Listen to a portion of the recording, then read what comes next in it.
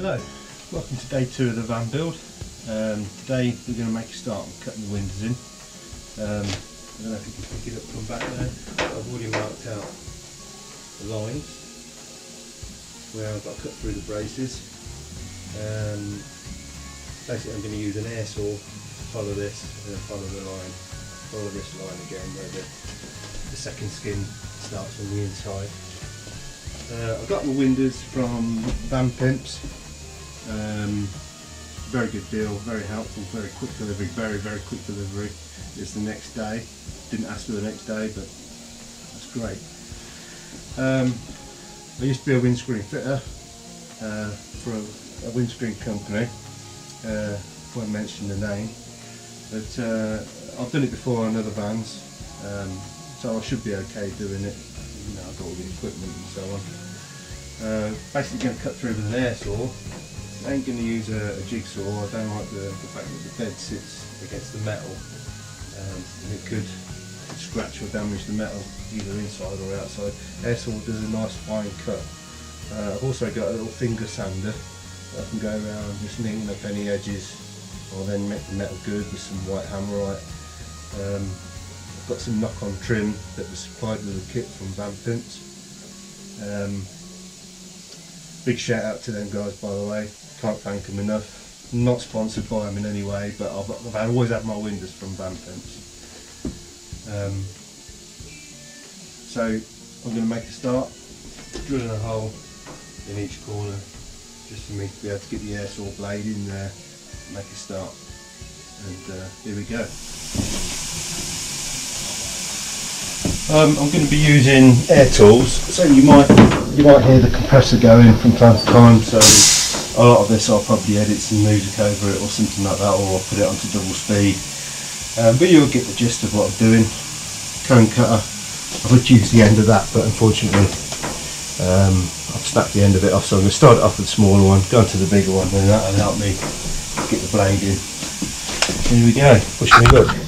Oh, by the way, I was waiting for weather to dry out, and unfortunately it's getting a bit late now, so it might start turning dark. It's getting on for about 3:30 now, so wish me luck that I'm not doing it in the dark.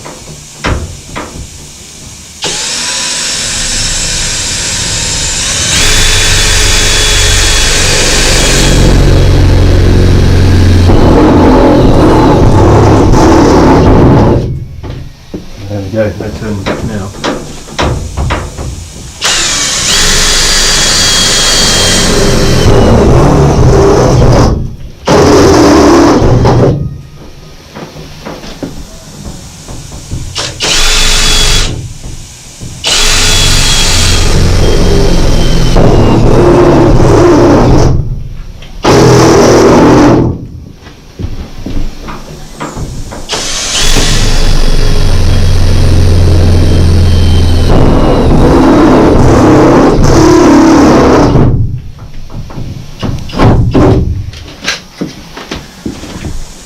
One into the bigger one. Just need to get the blade through to start it.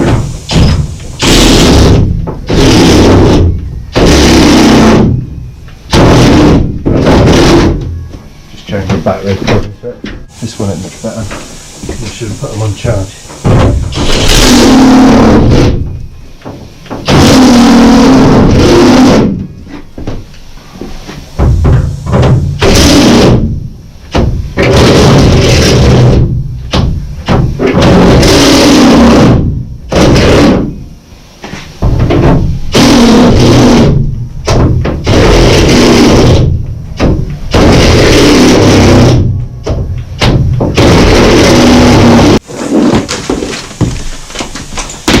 Angled the rear line. I should make climbing ropes out of this stuff and garden hose pipes and snag on everything.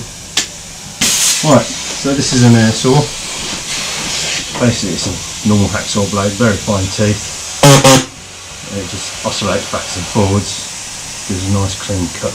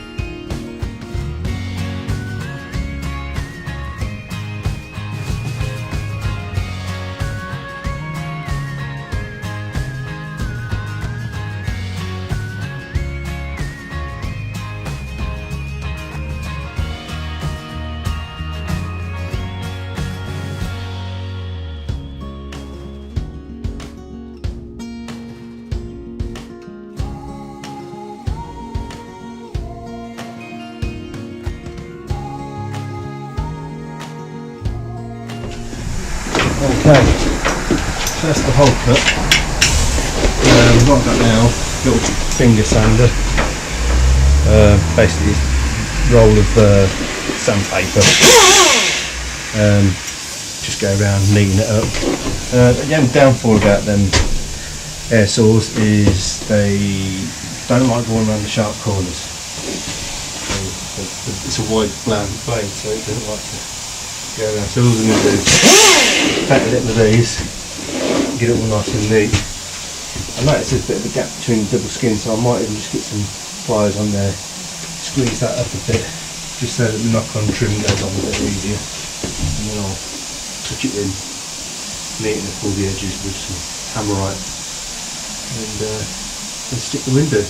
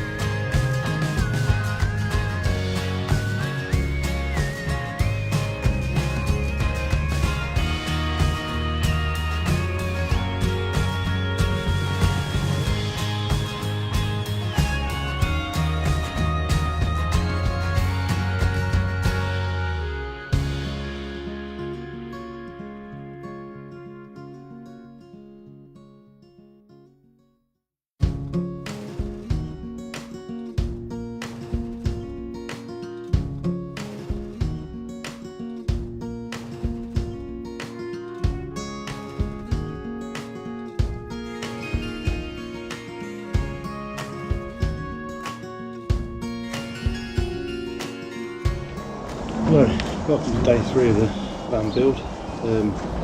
As you knew yesterday, I was racing against the time with daylight and so on. As you can see, the wind is not in. Stopped for 2 reasons. One, the daylight was running out fast and it absolutely lashed it down. So it was a quick race to cover the window up as best we can. So today we're going to go ahead and fit the window. And I'll make a start on the other side as well. Okay, let's get started.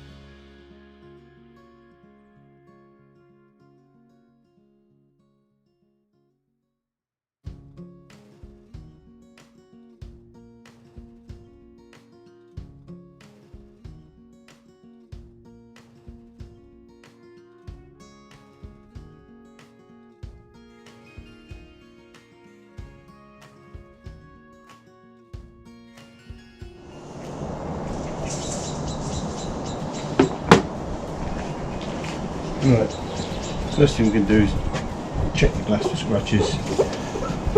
Now, I do know that van pimps do thoroughly check all their glass. I've been to their depot before and they're very hands-on with checking for damage on glass before it's posted out, but you never know what happens with postage and so on. Give it a quick check. best way of doing that is cleaning it. Just give it a clean, make sure there's no scratches, chips, defects, so on.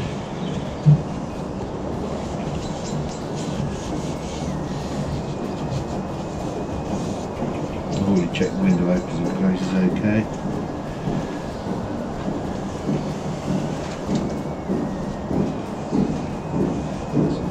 Good. Now while it's this side, I'm going to add my suckers to the glass. Got these ones. Now these ones are the type where you do not wet the glass, you do not wet the sucker.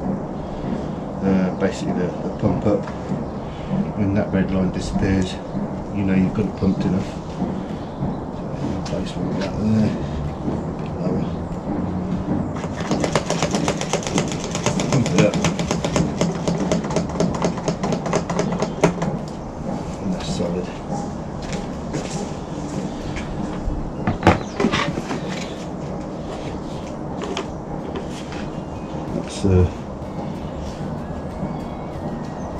That's the name of the company.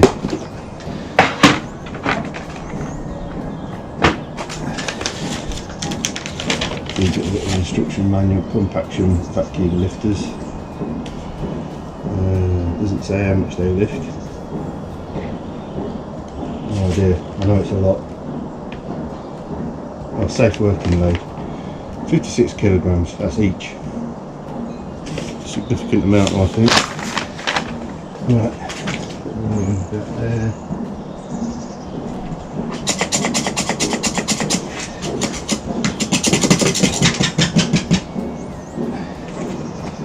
Now there we go. Flip it over.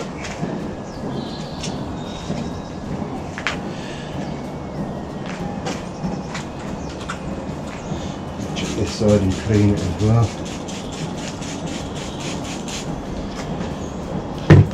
Just ordinary glass cleaner. If you're specific, you can get proper automated stuff, but for intents and purposes it's the same stuff really.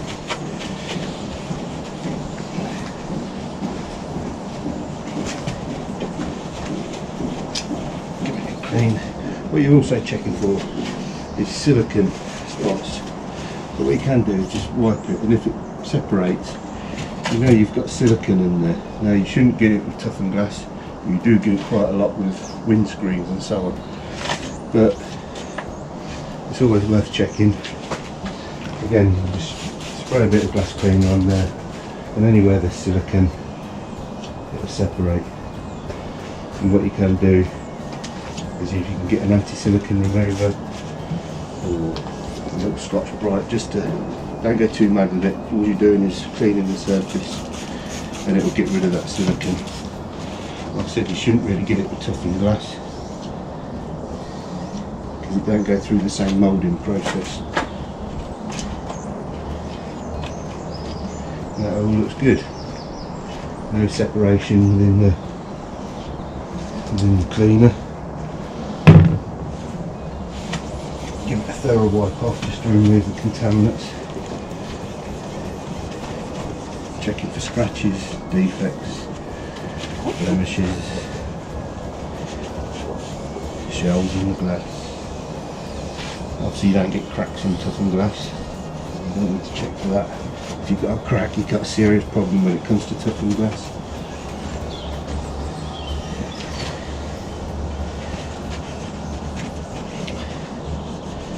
Now, you see these ducts here? Ducts. Basically, the window sits there. Any water that does collect within this guttering will run down these ducts and then outside your van, because the glue will go around there. And the glue will separate the inside from the outside, so the end of this tube will always remain on the outside of the van. So the rain will just run through that tube out your van. Simple but clever.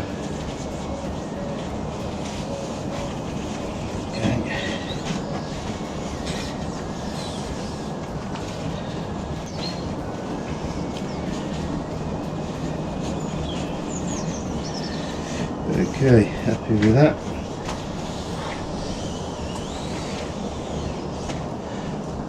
that side of it. Okay, just get your kit.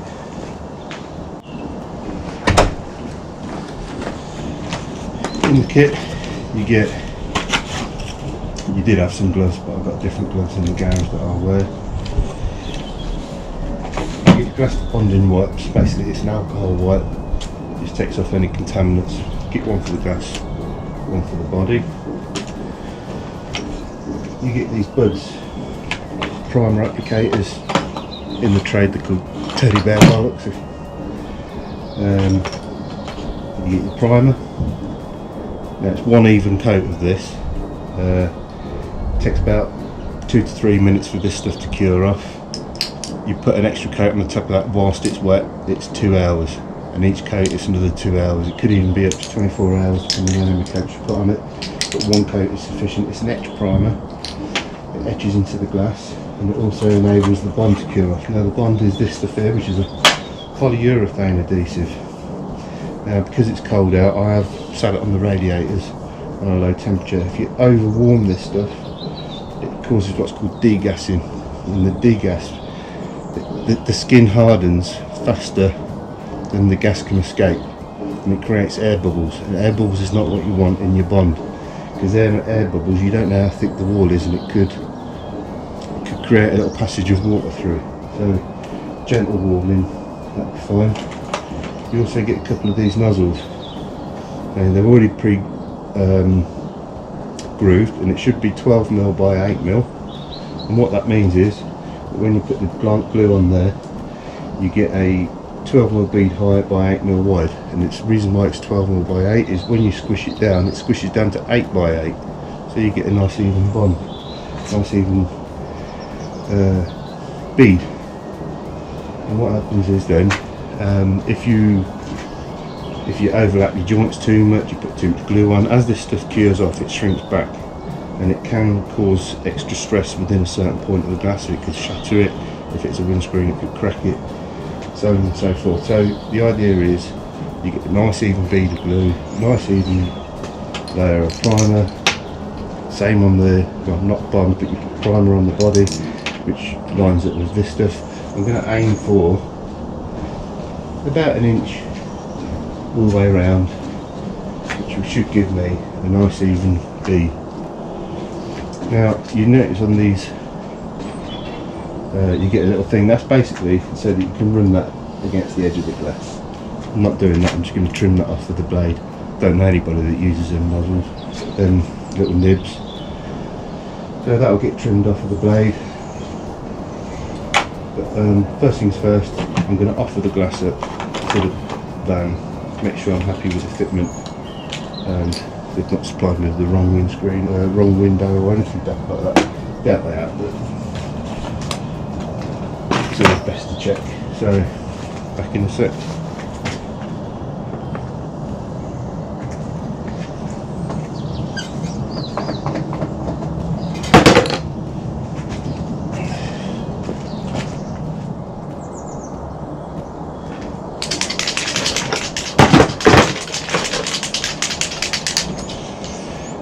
Okay, got my protection gloves on. It's not just to protect my hands though, it's also to stop contamination of the glass after you've wiped it down. You must wipe it down.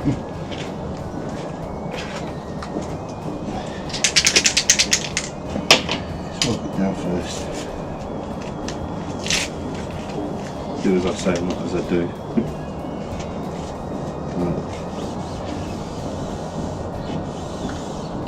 It's just alcohol based. You'll see it flash off. Make sure you get all these nooks and crannies around there. You don't want to leak around there.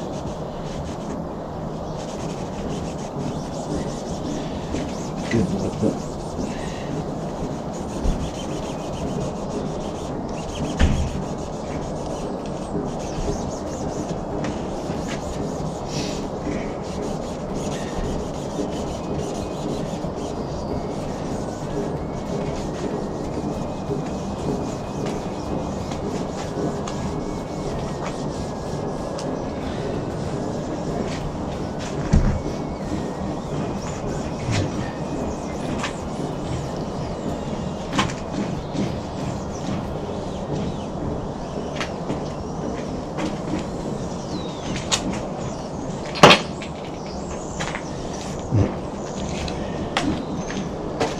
Now this stuff has been sat in a work warehouse, God knows how long. Don't know how long it's been cured there. It should have an expiry date on it. But the expiry date is normally 14 days of time of opening. So it shouldn't be too bad. But all the sediments sink to the bottom whilst it's sat in storage, whether it's on the side or up there. So give it a good old shake up. About a second to a minute.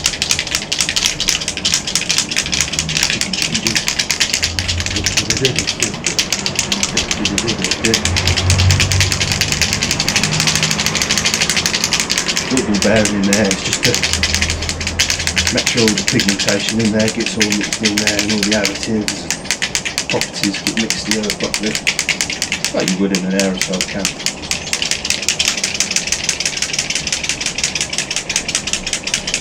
Before you say it, that's not good action. Right.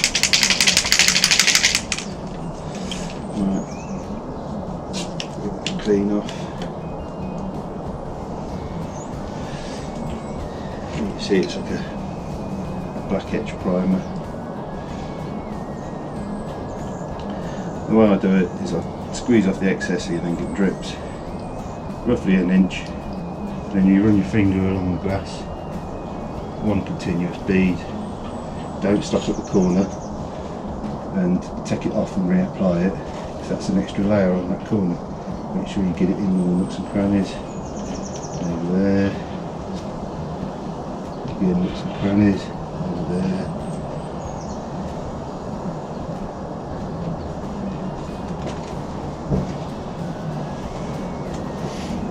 All the way around. Nice and neat. You can roll the dipper applicator if it starts drying out. Obviously the stuff further around will still be wet. And when you get to the end, as minimum overlap as possible, and then you just stop. That's it, been all the way around. No double dipping.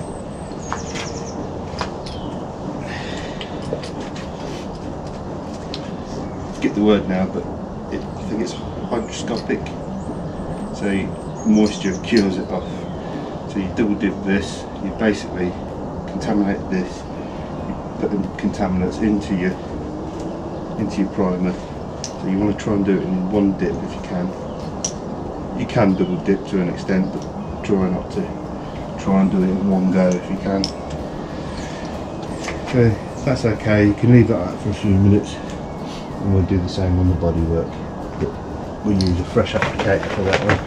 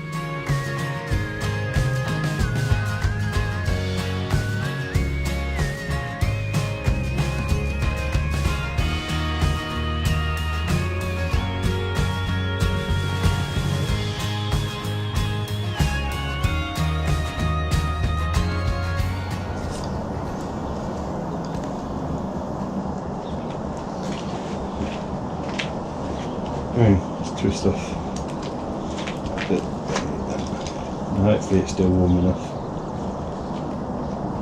I like to try and do the join at the bottom. If you put the join at the top, you get a slight air bubble in your join, and water runs down and very rarely runs up. Right, let's go. Use your finger to place it in the centre.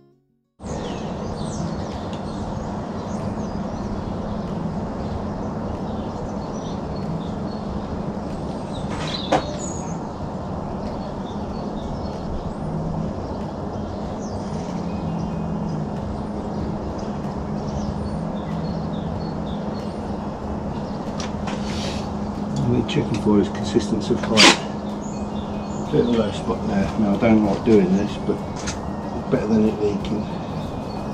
Just come back on there a little bit.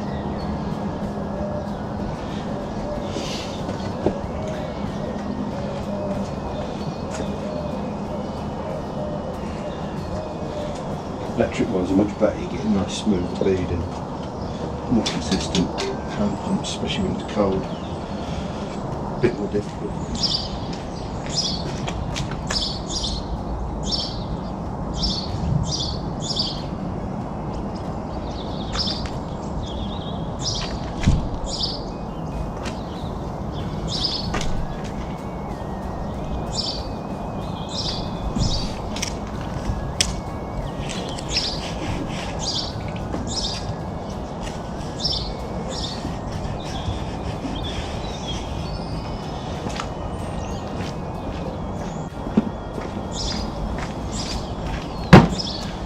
Still got a few minutes to jiggle it around.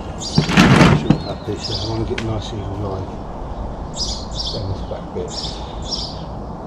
Assuming that line's straight, it should be level that way, so it's just going to working